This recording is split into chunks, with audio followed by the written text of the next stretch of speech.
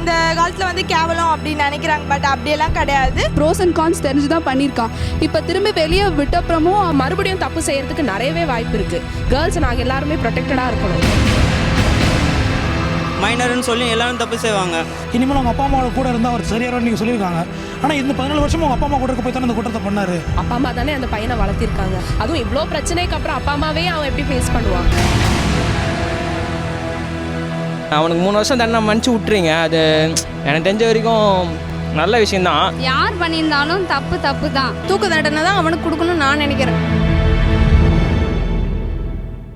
நிர்பயா கேஸில் வந்து அந்த பையனை ரிலீஸ் பண்ண விஷயம் கேள்விப்பட்டேன். ப்ரோஸ் அண்ட் கான்ஸ் தெரிஞ்சு தான் பண்ணியிருக்கான்.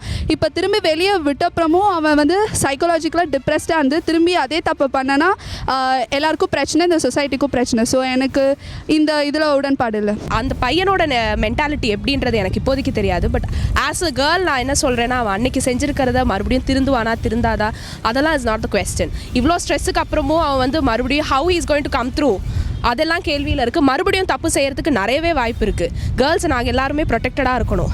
அதுக்கு வந்து அதுக்கேற்றபடி செய்யாமல் மறுபடியும் வீட்டுக்கு அனுப்புறதுன்றது சரி கிடையாது. அவர் ஈஸியாக ஜட்ஜு சொல்லி அவர் ரிலீஸ் பண்ணிட்டாங்க. ஆனால் அவர் பண்ணுறப்போ வயசு ஒரு 17ன்றப்போ அதை ஃபோக்கஸ் பண்ணல யாரும்.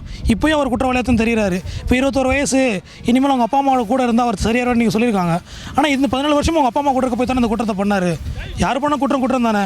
அப்பா அம்மா கூட இருந்தால் அது சரிப்படுன்றது வந்து சரியான ஒரு ஜட்மெண்ட்டாக எனக்கு படலை. அப்பா அம்மா தானே அந்த பையனை வளர்த்திருக்காங்க. அந்த ஏஜில் அவன் செஞ்சுருக்கானா மறுபடியும் அப்பா அம்மாட்ட போனால் அதுவும் இவ்வளோ பிரச்சனைக்கு அப்புறம் அப்பா அம்மாவே அவன் எப்படி ஃபேஸ் பண்ணுவான்? 17 வயசு அவனுக்கு ரேப் பண்ணியிருக்கானாக்கா அவனுக்கு வந்து அந்த பண்ணுற இது வந்ததுனால அவனுக்கு வந்து என்ன ரேப்புக்கு என்ன இது கொடுக்கணுமோ அது கொடுத்து தான் ஆகணும். எல்லோரும் தப்பு செய்வாங்க. மைனர்னு சொல்லி எல்லோரும் தப்பு செய்வாங்க.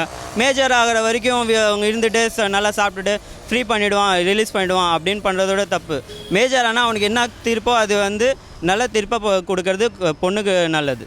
யார் பண்ணியிருந்தாலும் தப்பு தான். அது எல்லாருக்கும் எப்படி பொதுவாக சொல்கிறோமோ அதேமாரி அந்த பையனுக்கும் சொல்லணும். பொண்ணுங்கள்லாம் இந்த காலத்தில் வந்து கேவலம் அப்படின்னு நினைக்கிறாங்க. பட் அப்படியெல்லாம் கிடையாது. அவங்கள வந்து தூக்கு தண்டனை பண்ணாதான் எனக்கு வந்து கரெக்டுன்னு எனக்கு தோணுது. 17 வயசுனாலும் அந்த பையனுக்கு என்ன விவரம் தெரியாமையே அப்படி பண்ணியிருப்பான். விவரம் தெரிஞ்சனால தானே அப்படி பண்ணியிருப்பான்.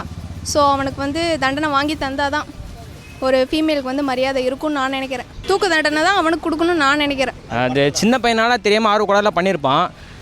அவனுக்கு 3 வருஷம் தண்டனை மன்னிச்சு விட்டுறீங்க. அது எனக்கு தெரிஞ்ச வரைக்கும் நல்ல விஷயந்தான். இனிமேட்டு அந்த தப்பு பண்ண மாட்டார்ல. 3 வருஷம் அவர் அனுபவிச்சிருப்பார்ல அந்த தண்டனை. That's all. கேமரா க்ளோஸ் பண்ணுறேன். போகிறேன்.